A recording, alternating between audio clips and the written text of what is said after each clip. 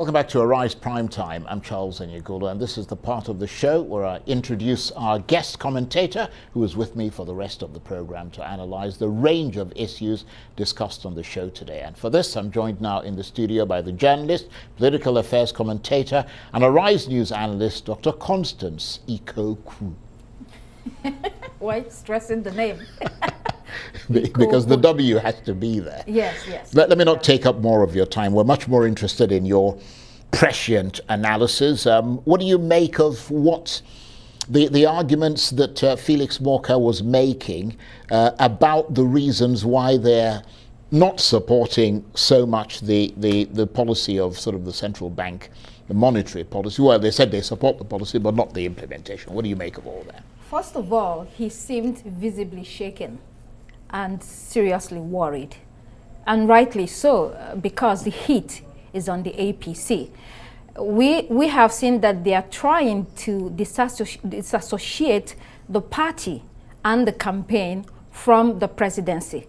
But I think it's difficult to do that because in the last 7 years, it's been the same party and the presidency. And what I'm also hearing that most times nobody calls President Muhammadu Buhari. They're attacking the CBN governor. But the CBN governor is working on the behest of the president. The president is aware of what is going on. So it's a tough one for the party.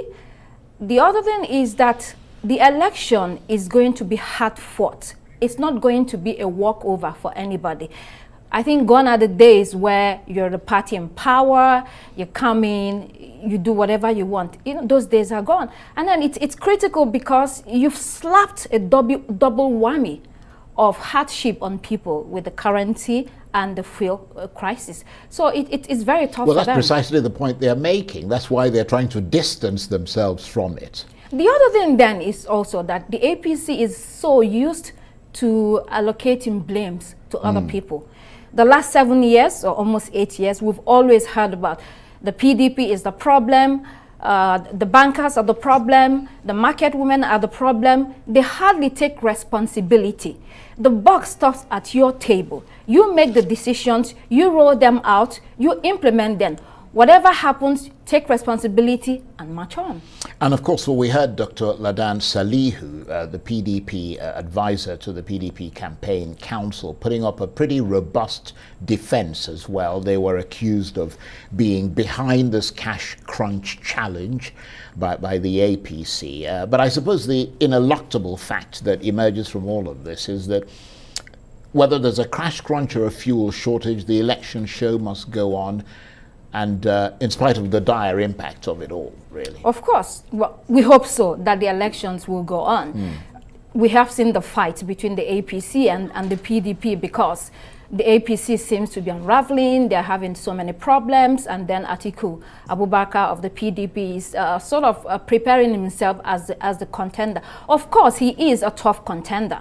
In the last elections in 2019, in many states, he went neck to neck with President Muhammadu Buhari. He's a national figure. He's well known. So he is going to get many votes across the country.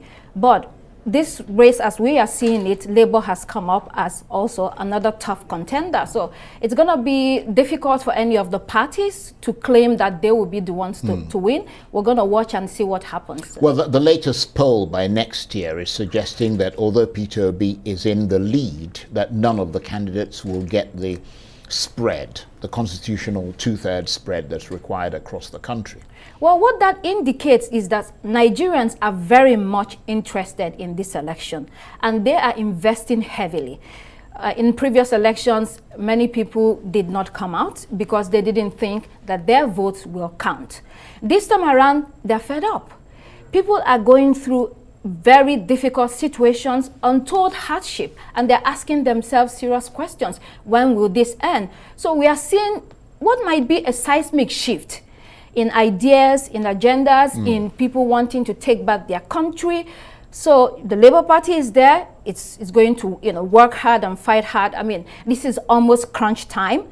Less than 17 days or less than 18 days to the election. So the parties are crisscrossing many states, trying to consolidate on the gains they've made so far, if they've made any, because they're realizing, especially the APC, that it's not going to be a walkover for them. Absolutely. I want to thank you very much indeed. Dr. Constance Ikokwu is a journalist, political affairs commentator, and a Rise News analyst. Great to see you again. You're welcome. That's it for this edition of Arise Prime Time. Join us again tomorrow. From me and the entire team here in Abuja, bye-bye, and thank you for watching.